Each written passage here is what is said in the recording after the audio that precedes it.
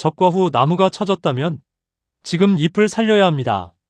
사과밭을 보면 적과는 끝났는데 나무 힘이 확 떨어진 과원이 있습니다. 잎색이 연하고 잎이 얇고 신초가 짧고 과실 주변 잎이 힘이 없어 보입니다.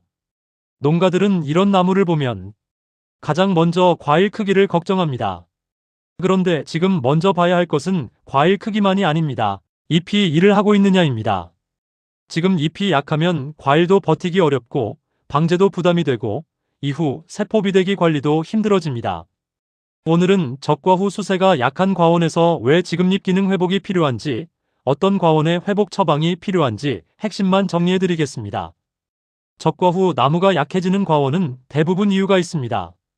작년에 과다 착과가 있었거나 수확 후 잎 관리가 부족했거나 저장양분이 충분히 쌓이지 못했거나 올봄, 저온, 강풍, 건조온 과습을 겪은 과원입니다. 이런 과원은 뿌리 힘도 약하고 잎도 얇고 새순도 짧게 멈추는 경우가 많습니다. 일시적으로 처진 과원은 며칠 지나며 회복되는 경우도 있습니다. 하지만 잎색이 계속 빠지고 신초가 멈추고 과실 주변 잎이 얇아진 과원은 그냥 기다릴 문제가 아닙니다. 지금 필요한 것은 나무를 억지로 밀어붙이는 것이 아닙니다. 잎이 다시 일할 수 있게 낮은 강도로 회복을 도와주는 것입니다. 모든 과원의 회복 처방을 하는 것이 아닙니다. 해야 하는 과원은 분명합니다. 잎색이 연한 과원, 잎이 얇은 과원, 신초가 짧고 멈춘 과원, 과실 주변 잎이 힘이 없는 과원, 적과 후 나무가 처진 과원, 작년 과다 착과로 저장양분이 부족했던 과원입니다. 이런 과원은 지금 잎 기능을 살려줘야 합니다. 반대로 하지 말아야 하는 과원도 있습니다. 잎색이 진한 과원, 신초가 길게 뻗는 과원, 도장지가 많은 과원, 수관 내부가 어두워지는 과원입니다. 이런 과원에 질소를 더 넣으면 과실보다 가지가 먼저 반응할 수 있습니다. 기준은 간단합니다. 잎색이 빠지고 신초가 약한 과원만 합니다. 잎색이 진하고 신초가 강한 과원은 하지 않습니다. 농가들이 이 시기에 자주 하는 실수가 있습니다. 과일이 작아 보이면 바로 비대용 비료를 생각합니다. 질산칼륨, 인산칼륨, 칼륨제, 비대용 영양제를 먼저 생각합니다. 하지만 수세가 약한 과원에서는 순서가 다릅니다. 잎이 약한데 과일만 키우려고 하면 나무는 더 부담을 받을 수 있습니다. 지금 해야 할 일은 과일을 억지로 크게 만드는 것이 아닙니다.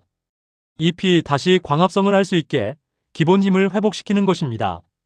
잎이 일을 해야 과일도 크고 칼슘도 움직이고 마그네슘도 의미가 있고 이후 세포 비대기 관리도 이어집니다. 수세가 약하다고 해서 질소를 강하게 밀어 넣으면 안 됩니다. 지금 질소를 너무 강하게 넣으면 과실보다 신초가 먼저 반응할 수 있습니다. 특히 잎색이 어느 정도 있고 신초가 다시 움직이는 과원에서는 강한 질소가 오히려 도장지와 수관 혼잡을 만들 수 있습니다. 그래서 회복 처방의 방향은 강한 질소 공급이 아닙니다. 낮은 농도로 잎 기능을 회복시키는 것입니다.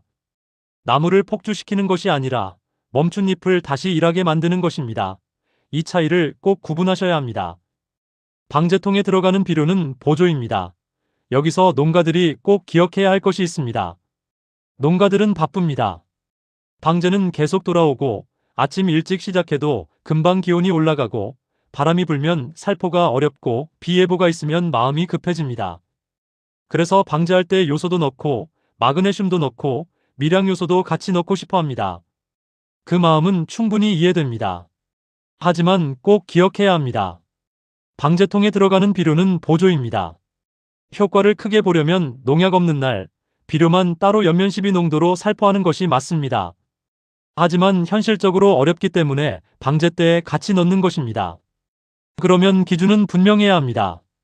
방제 때에 같이 넣는 비료는 효과를 크게 내기 위한 처방이 아니라 낮은 농도로 안전하게 보조하는 처방입니다. 이 기준을 놓치면 회복 처방이 아니라 약해 위험이 될 수 있습니다. 적과 후 수세가 약한 과원은 지금 한번 무너지면 뒤 관리가 계속 힘들어집니다. 잎이 약하면 6월 이후 세포 비대기 때 과실을 밀어줄 힘이 부족합니다. 잎이 얇으면 고온과 강한 햇빛에도 약합니다. 신초가 너무 빨리 멈추면 나무 전체의 생장 흐름도 약해집니다. 또 잎 기능이 떨어진 상태에서는 칼슘, 마그네슘, 미량 요소를 넣어도 반응이 둔할 수 있습니다. 그래서 지금은 과일만 보지 말고 잎을 봐야 합니다. 잎이 살아야 과일도 버팁니다. 오늘 1편에서는 처방보다 먼저 목적을 정리했습니다. 적과 후 수세가 약한 과원은 그냥 기다리면 안 됩니다. 하지만 무조건 질소를 강하게 넣는 것도 답이 아닙니다. 지금 목적은 과일을 억지로 키우는 것이 아니라 잎이 다시 일할 수 있게 회복시키는 것입니다. 해야 하는 과원은 잎색이 빠지고 잎이 얇고 신초가 짧고 적과 후 나무가 처진 과원입니다. 하지 말아야 하는 과원은 잎색이 진하고 신초가 강하고 도장지가 많은 과원입니다. 그리고 가장 중요한 기준은 이것입니다. 방제통 비료는 보조입니다. 효과를 크게 보려면 별도 옆면 시비입니다. 방제 때 같이 넣을 때는 낮은 농도로 안전하게 가야 합니다. 다음 2편에서는 실제로 방제 때 요소와 마그네슘을 넣는다면 500리터 기준 얼마를 넣어야 하는지, 황산 마그네슘과 질산 마그네슘은 어떻게 구분해야 하는지, 전착제와 혼용 위험은 어떻게 피해야 하는지 실행 방법만 정리해드리겠습니다. 오늘 내용이 도움이 되셨다면 구독과 좋아요, 알람 설정 부탁드립니다. 다음 2편에서 실제 살포 기준으로 다시 뵙겠습니다.